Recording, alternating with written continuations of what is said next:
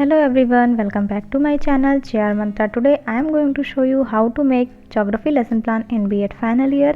तो गाइज़ ये मेरा लेसन प्लान 34 है। इसके पहले मैंने आपको 33 लेसन प्लान प्रोवाइड करा दिए हैं।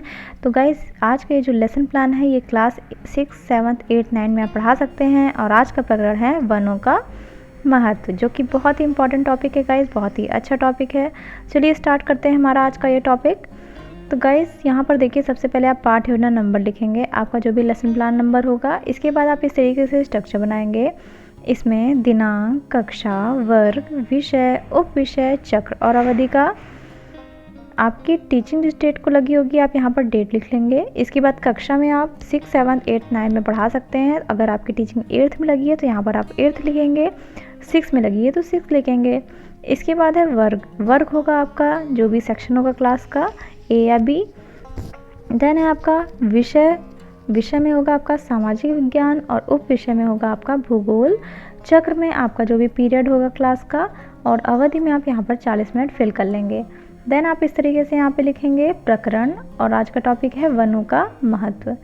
देन है आपका सामान्य उद्देश्य। सामान्य उद्देश्य क्या होता है? आपके ज्योग्राफी या भूगोल पढ़ाने से आप बच्चों में क्या क्या चीज़ डेवलप करते हैं, यही होता है आपका सामान्य उद्देश्य। तो इसमें देखिए आप 6 to 8 पॉइंट्स लिख सकते हैं। इसमें आपका पॉइंट है छात्रों को भौगोलिक ज्ञान कराना, छात्रों में प्रकृति के प्रति प्रेम उत्पन्न कराना व प्राकृतिक संसाधनों का ज्ञान कराना, छात्रों की मानसिक शक्तियों का ज्ञान कराना, छात्रों को जीविकोपार्जन के योग्य बनाना, भौगोलिक परिस्थितियों का मानव जीवन पर पड़ने वाले प्रभावों का ज्ञान कराना, छात्रों में स्वदेश प्रेम की भावना का विकास करना, छात्रों में अंतर्राष्ट्रीय अवबोध की एवं सहयोग की भावना का विकास करना, छात्रों को भावी विश्व नागरिकता का प्रशिक्षण देना। तो ये हो गया यहाँ तक आपका सामान्य उद्देश्य। इसके बाद होता है गाइज आपका विशिष्ट उद्देश्य। विशिष्ट उद्देश्य क्या होता है गाइज? जो आपका टॉपिक है, आज का टॉपिक क्या है? वनों का महत्व। तो ये टॉपिक पढ़ाने से आप बच्चों में क्या क्या चीज़ें डेवलप करते हैं, यही होता है आपका विशिष्ट उद्देश्य। तो इसमें आपके 3 एम्स होते हैं: ज्ञानात्मक उद्देश्य, बोधात्मक उद्देश्य और प्रयोगात्मक उद्देश्य। तो यहाँ पर देखिए आपके ज्ञानात्मक उद्देश्य में होगा छात्र वनों के महत्व के बारे में जानकारी प्राप्त कर सकेंगे, छात्र वनों के संरक्षण के बारे में जान सकेंगे। बोधात्मक उद्देश्य में आप लिखेंगे छात्र वनों के महत्व के बारे में प्रत्यास्मरण कर सकेंगे, छात्र वनों के अर्थ बता सकेंगे। देन है आपका प्रयोगात्मक उद्देश्य, छात्र वनों के महत्व को अपने अभ्यास पुस्तिका पर प्रदर्शित कर सकेंगे, छात्र वनों से होने वाले लाभ के बारे में जान सकेंगे। तो ये हो गया आपका विशिष्ट उद्देश्य। देन होता है गाइस आपका शिक्षण विधि, और आज की शिक्षण विधि क्या है? प्रश्नोत्तर विधि एवं व्याख्या विधि। फिर आपका सहायक सामग्री। सहायक सामग्री क्या होता है? कक्षा संबंधी सहायक सामग्री जैसे चार्ट, चौक, डस्टर, ग्लोब, मानचित्र, लपेट, श्यामपट्ट आदि। टीचिंग के टाइम जो जो चीज़ें आप अपने साथ ले जाते हैं, यही आपकी सहायक सामग्री होती है। देन है आपका पूर्व ज्ञान। पूर्व ज्ञान क्या है? Previous knowledge. प्रीवियस नॉलेज क्या होता है गाइज? आप बच्चों को कुछ भी पढ़ाते हैं तो उसके पूर्व ज्ञान से रिलेट करके ही आप आगे की नॉलेज देते हैं। तो यहाँ पर देखिए पूर्व ज्ञान में आप लिखेंगे छात्र वनों के बारे में या वनों के महत्व के बारे में सामान्य जानकारी रखते हैं। तो ये हो गया आपका पूर्व ज्ञान। देन है आपका प्रस्तावना।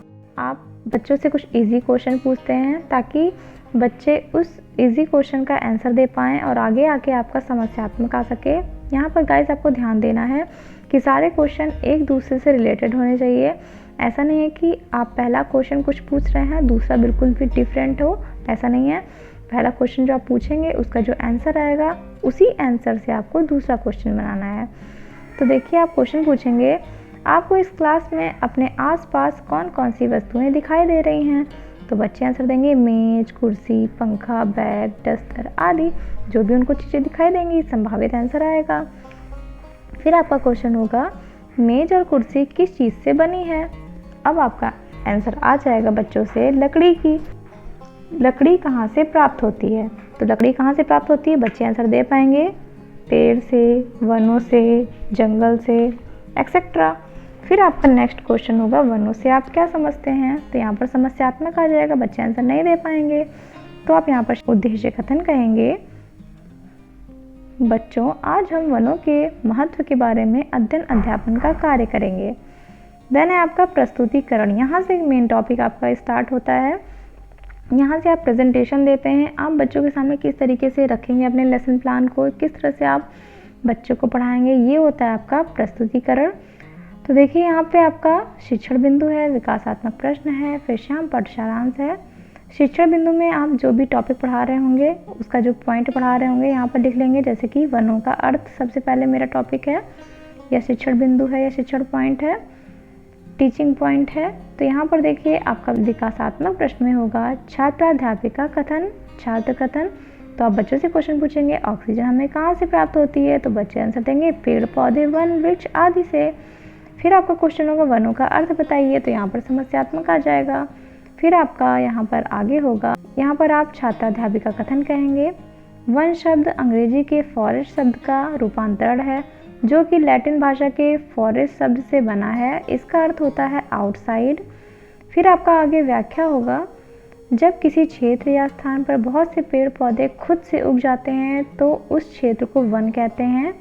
सबसे अधिक पेड़ वर्षा ऋतु में, या सबसे अधिक वन या वृक्ष जो भी आप कहेंगे, वर्षा ऋतु में उगते हैं। साधारणतया जिस स्थान पर प्राकृतिक वनस्पतियों की अधिकता होती है उस स्थान को वन या जंगल कहते हैं। फिर आपका आगे एक्सप्लेनेशन होगा, भारत देश के कुल वन क्षेत्र का 80% भाग हिमालय के क्षेत्र में स्थित है और 20% भाग इधर उधर फैला हुआ है या बिखरा हुआ है। अब आप देख रहे हैं गाइस, आपके राइट साइड में श्याम पट सारांश है। आप कुछ इंपॉर्टेंट पॉइंट्स को ब्लैक बोर्ड पर शो करेंगे, लिख देंगे। देन है आपका बोधात्मक प्रश्न या बोध प्रश्न। यहाँ पर आप बच्चों से कुछ क्वेश्चन पूछेंगे जो कि आपने एक्सप्लेन किया है अभी।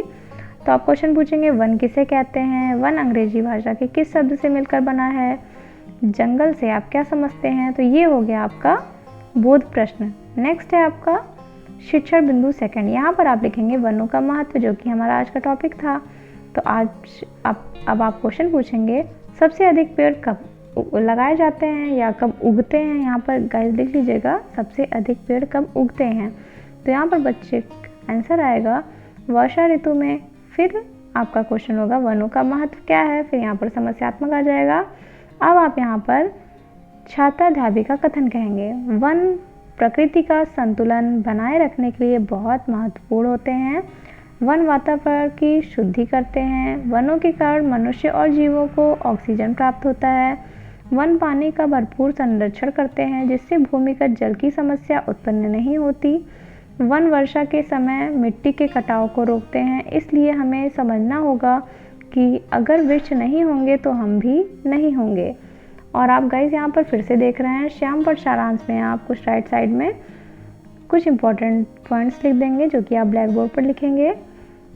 देन है आपका बोध प्रश्न। अभी भी जो आपने छात्राध्यापिका कथन दिया है उसमें से आप फिर से क्वेश्चन पूछेंगे वनों का महत्व क्या है, वातावरण का शुद्धिकरण कौन करता है, पानी का भरपूर संरक्षण कौन करता है। तो बच्चों का आंसर आएगा। अब आएगा आपका निरीक्षण कार्य। छात्राध्यापिका छात्रों को श्याम पट सारांश अपनी अपनी अभ्यास पुस्तिका में उतारने का निर्देश देकर स्वयं कक्षा का निरीक्षण करेंगी।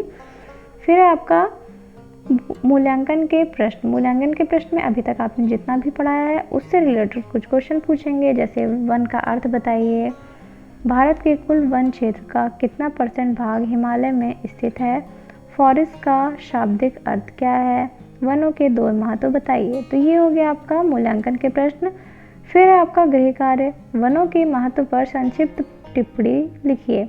तो ये हो गया आपका होमवर्क। तो गाइस आई होप कि आपको ये मेरा लेसन समझ में आया होगा, आप अंडरस्टैंड किए होंगे। तो अगर आपको ये मेरा लेसन प्लान अच्छा लगा हो तो प्लीज़ मेरे वीडियो को लाइक करिएगा, शेयर करिएगा, कमेंट करिएगा। और प्लीज़ अगर आपको ये चैनल अच्छा लगता हो, आपको मेरे चैनल पे हेल्प मिलती हो, तो आप प्लीज़ मेरे चैनल को सब्सक्राइब करके बेल आइकन ज़रूर प्रेस कर दीजिएगा, ताकि जब भी मैं नेक्स्ट वीडियो अपलोड करूँ तो आपके पास नोटिफिकेशन चली जाए। Thank you so much guys for watching this video.